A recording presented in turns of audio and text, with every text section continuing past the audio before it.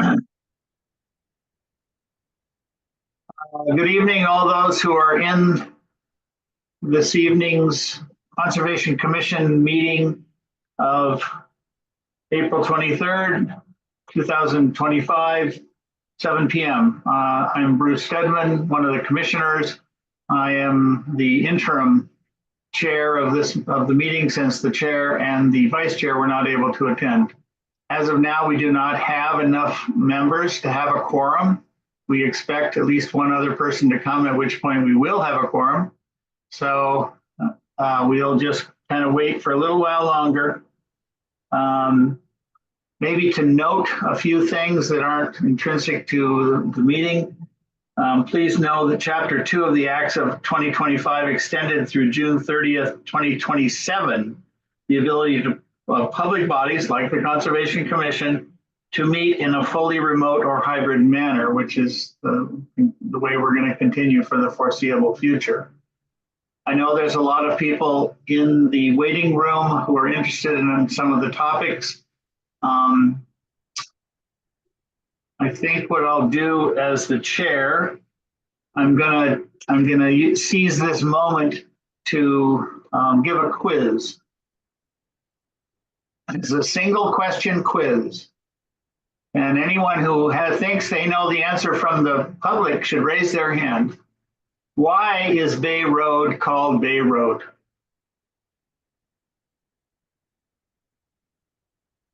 We have one person who's raised their hand so far.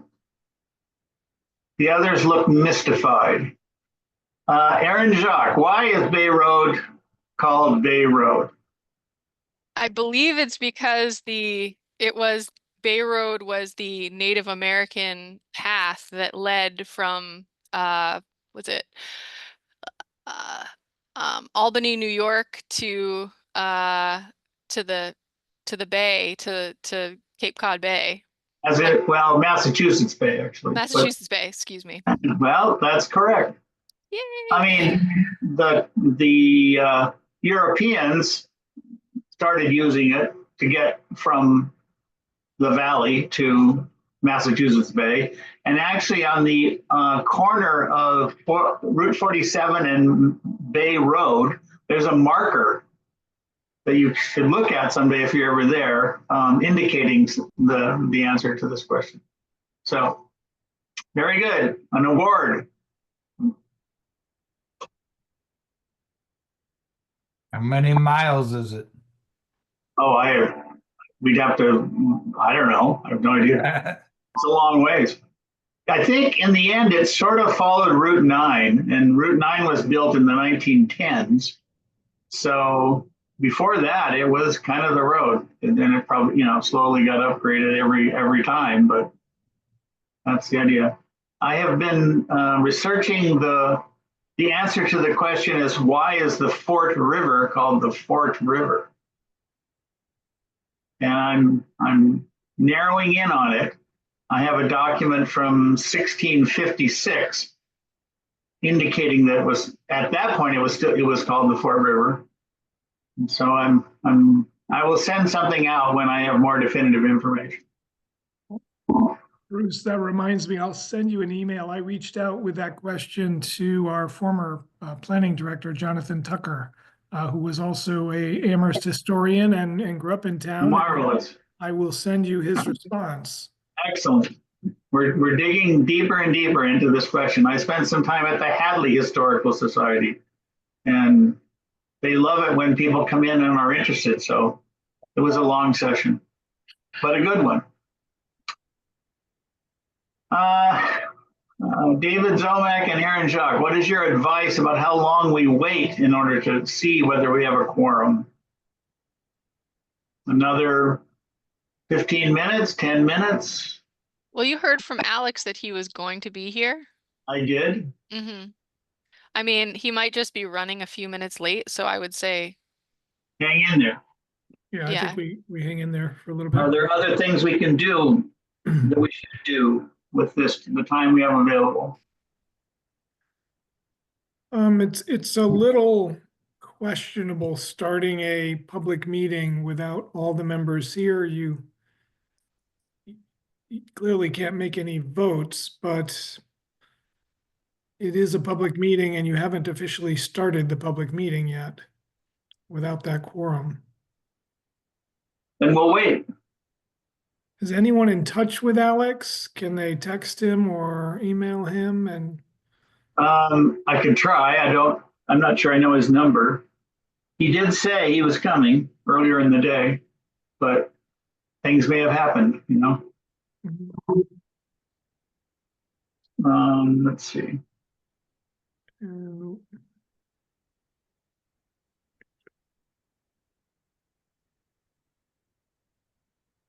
Aaron, do you have his, or you can do it, either one. Yeah, I'm sending a message right now. Okay.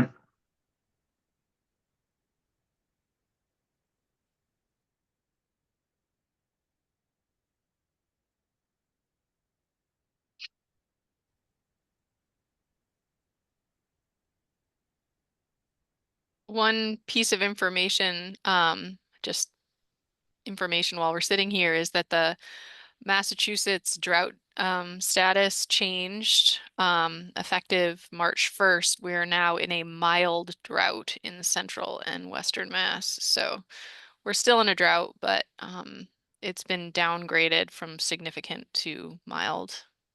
Aaron, do you know roughly how far off we are from our typical water levels?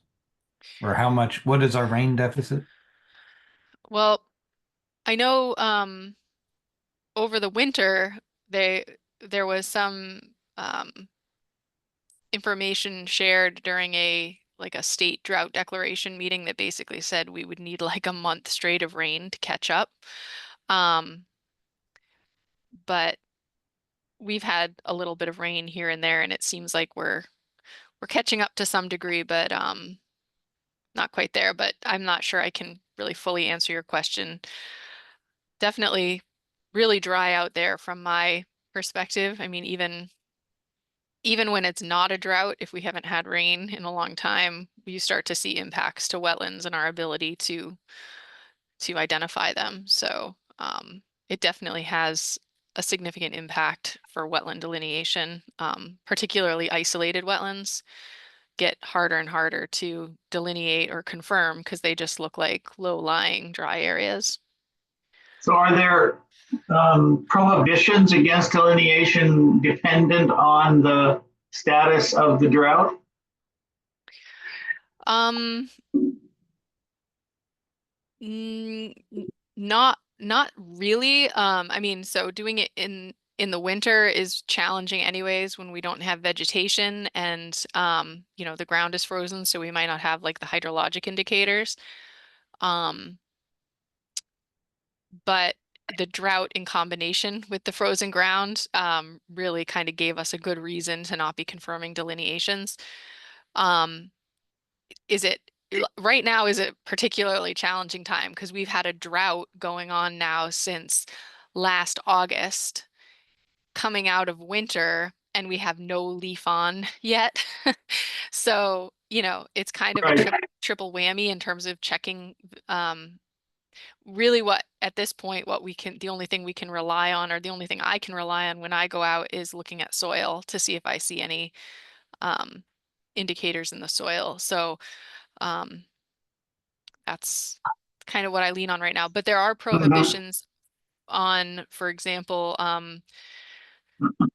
changing the classification of a perennial stream to intermittent. So under the regs, if a stream is classified as perennial, there are regulatory mechanisms that you can overturn the presumption of it being perennial by, for example, observing it not flowing. I think it's for 3 consecutive days by a competent source. And so that wouldn't be possible to do during a drought declaration because the stream would have a rationale for being dry. So that's one example. There are, I believe, others as well, but that's the main one.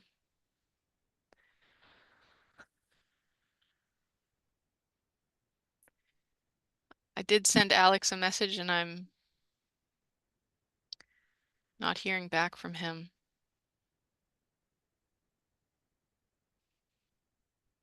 Let's also then mention that this Saturday from 10 to 4 is the Amherst Sustainability Day on the Common. Lots of different, many different groups. I forget, I got the list. It's like 50 groups. They're going to have tables and demonstrations and presentations, and it's the same sort of adjacent to the farmers market. So anyone who has an interest should definitely go there and check what's there.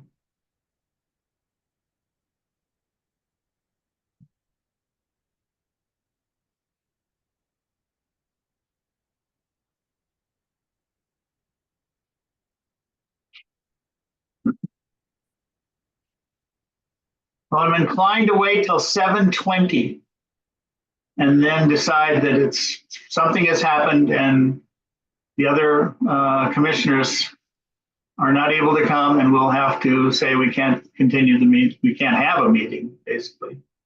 So let's wait 5 more minutes and see where we are.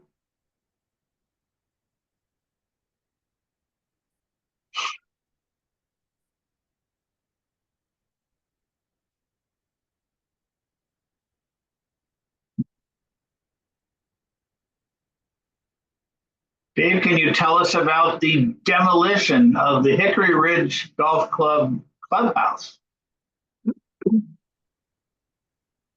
Sure, Bruce. If you've gone by, the building is down and we're left with the concrete from the foundation, and that will be crushed over the next couple of days. So building is gone, and we're trying to save a few arborvitae and other ornamental bushes or trees around the building, which I think we'll be successful at. And then the site will be graded and seeded. We'll also be taking out quite a bit of bituminous impervious surface there. So that'll be a real plus for the site. And we're hoping to regrade the drainage a little bit there, because what happened during the first 2 storms of this year and one last year was water was coming down near the building site and eroding our new ADA trail there. So the company we hired is going to work on a little bit of redirection of some of that flow. So once we get that down, everything, if you go by there, everything to the west of the split rail fence will be loamed and seeded. All that bitumen is gone, and we'll focus parking on the eastern part of the parking lot. Right. And we've got to get benches and kiosks in place and work on some of our new signage and figure out kind of a ribbon cutting grand opening for at least the accessible trail on the south side of the river. The north side of the river is, kind of caught up in the solar project. Right. And the timeline for that.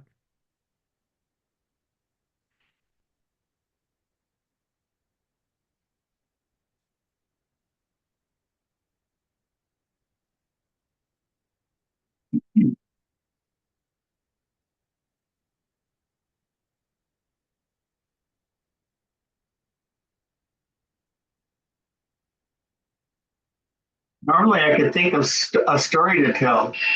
I thought of one. So my uncle and aunt used to have a home right on the very southern tip of Puget Sound, right on the salt water there.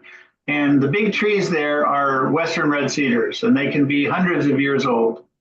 And their bald eagles like to nest in these very large, very old trees, and they use the nest over and over, year after year, many years, sometimes decades.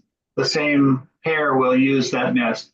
One time, maybe 10, 15 years ago, one of these big trees fell over onto the beach. And my uncle, who's a veterinarian, walked down there to see, he wanted to see the bald eagle nest. And in that nest, there were 40 small dog collars.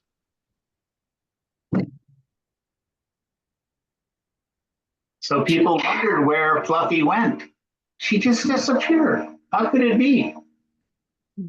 Wow.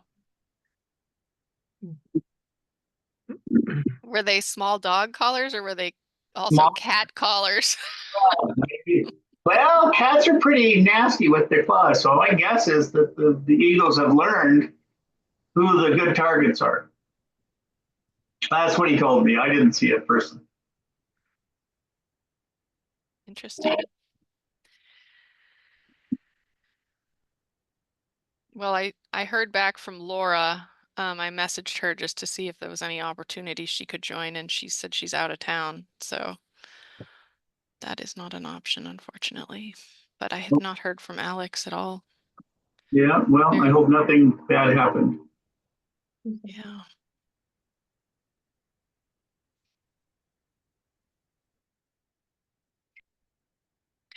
It feels really it's really unfortunate, especially because you know, we had this Zoom snafu for the planning board. I think it was last week on one of the projects on our agenda tonight. And so I think the meeting ended up having to be canceled because the Zoom Mhm. program application shut down for a couple hours and the town had to cancel the meetings. So yeah. Well, we're at 7:20. Other commissioners, I'm polling. What is your preference? Wait longer or decide we are gonna say we can't have a meeting tonight?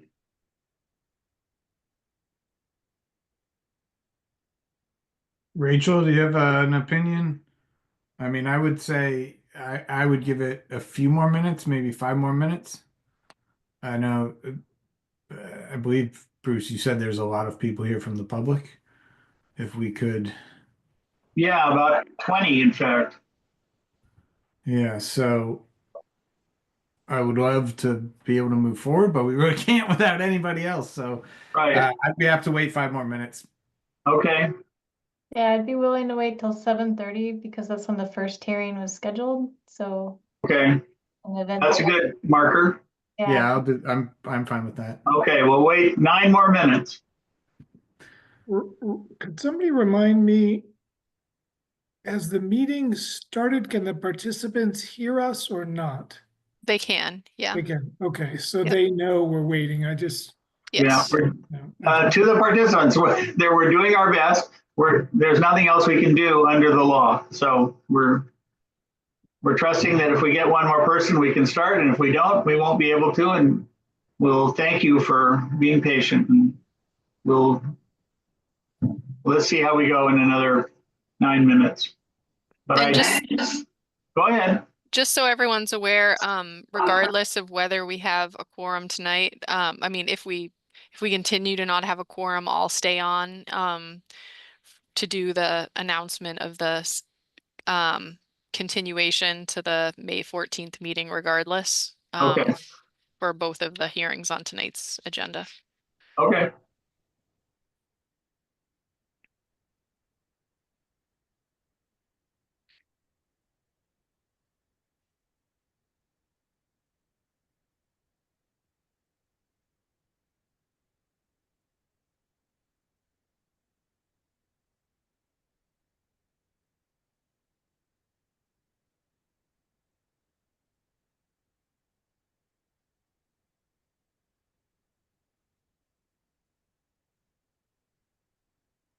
Let's see, let's have garden reports.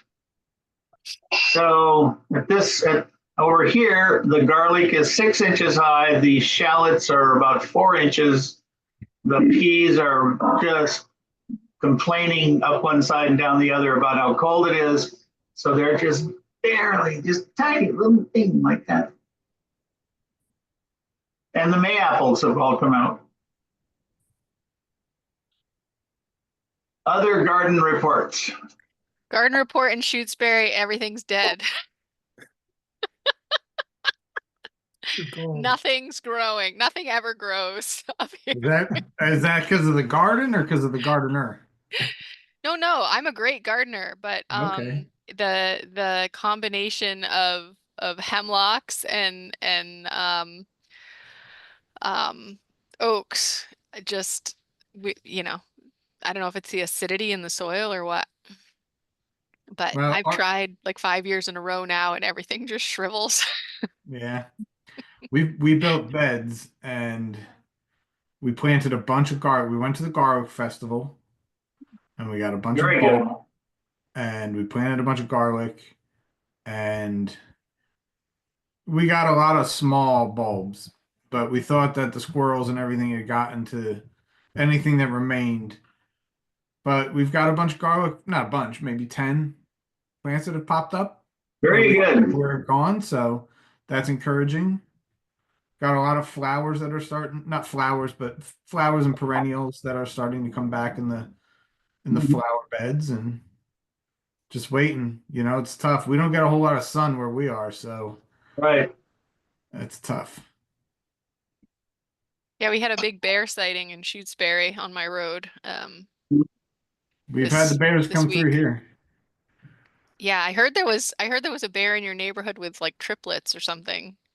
I thought it only had 2 cubs. Oh, maybe it was two. Maybe I got it wrong.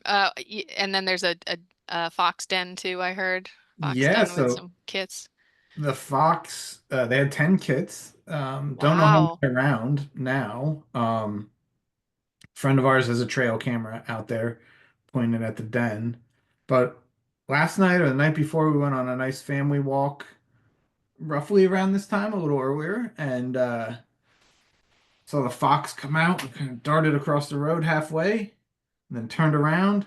Tiny baby fox, like maybe this big, comes out after it, and the kids were like, "Oh my gosh, it's so cute!" And the mom went back and like picked it up, and then saw us with our 2 dogs on leashes, and kind of looked and left the baby in the middle of the road and ran off. I'm like, Wait a minute. but the baby got up and followed along, and all was well.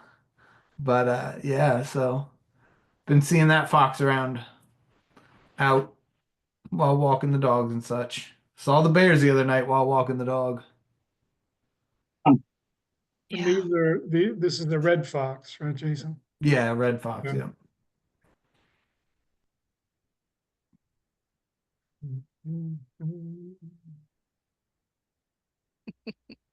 Well, we've had our usual array of bunnies, so I get my Mr. McGregor mojo on and I run out there and they You just know, look, they run off like 10 feet and then they look and they don't really care what I say. I know exactly just how far to run. Right. we don't get that many bunnies, but maybe that's why we have foxes. Right.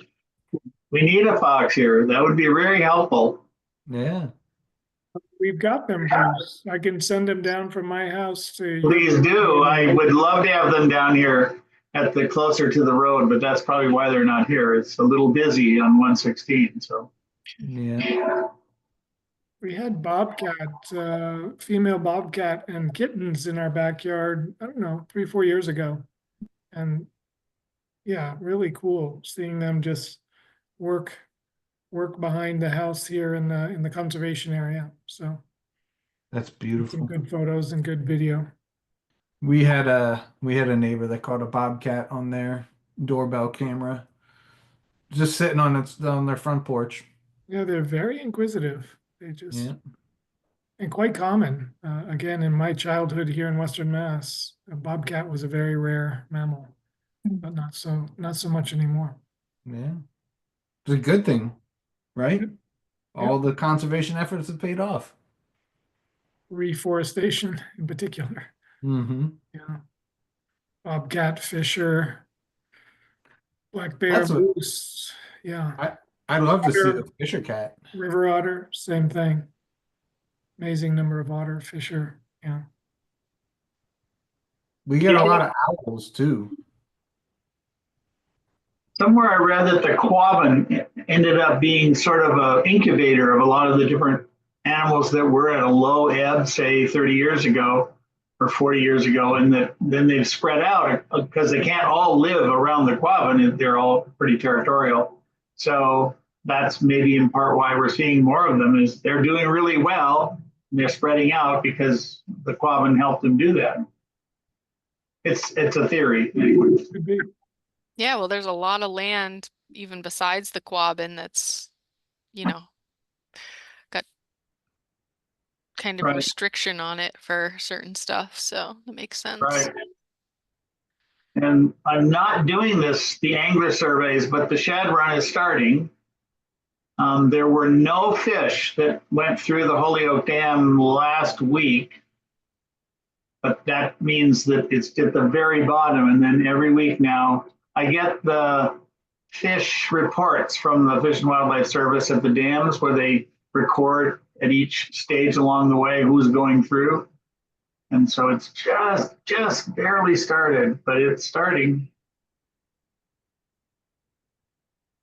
You can see the service berries blooming, which Yeah. are called shad bush. Shad bush, perfect. Blooming, you know the shad should be running. Yeah.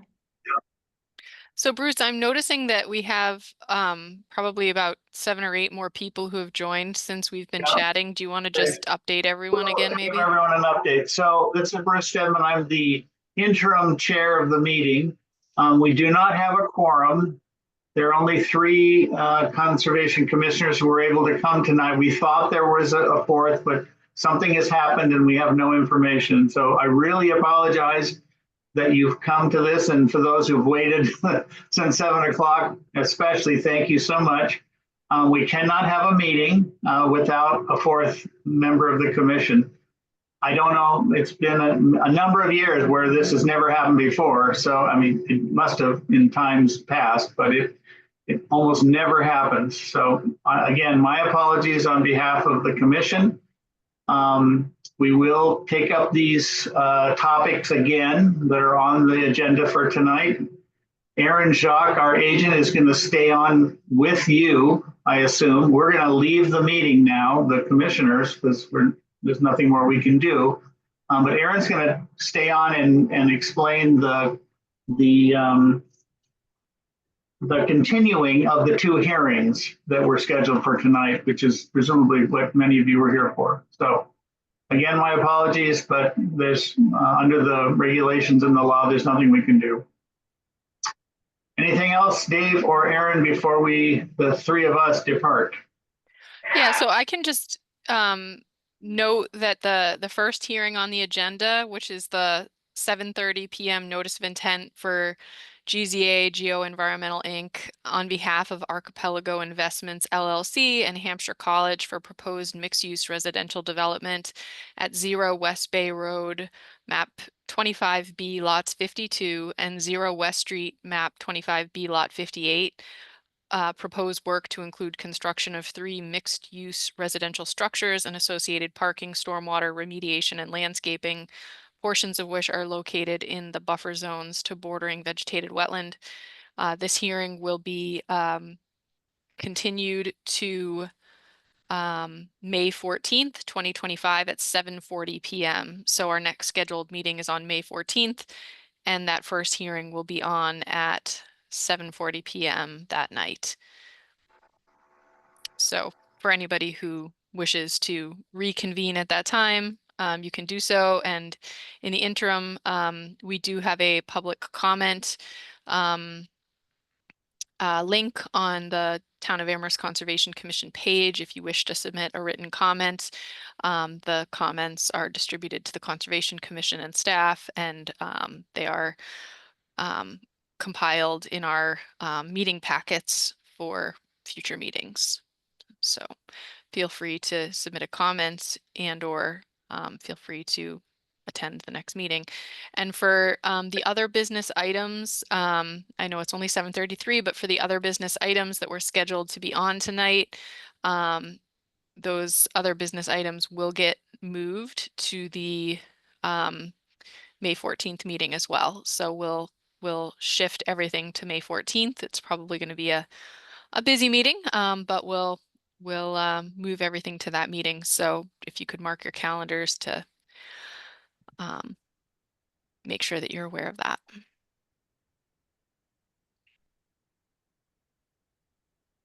And then in another 2 minutes, at 7:35, I'll announce the continuation for the 72 Curtis Place, I believe it is. Thank you. I see a raised hand. Can we entertain that under the circumstances? It is the applicant for the first hearing. I guess if there's a procedural question, but not a content question, if there's a procedural question about the continuation or something like that. Okay, Aaron, can you? Yes. Okay, Kyle, you should be able to speak if you unmute. Good evening. Can you hear me?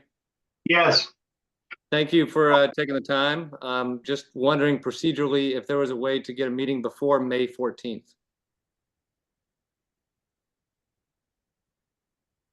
No, Well, that's the next regularly scheduled meeting.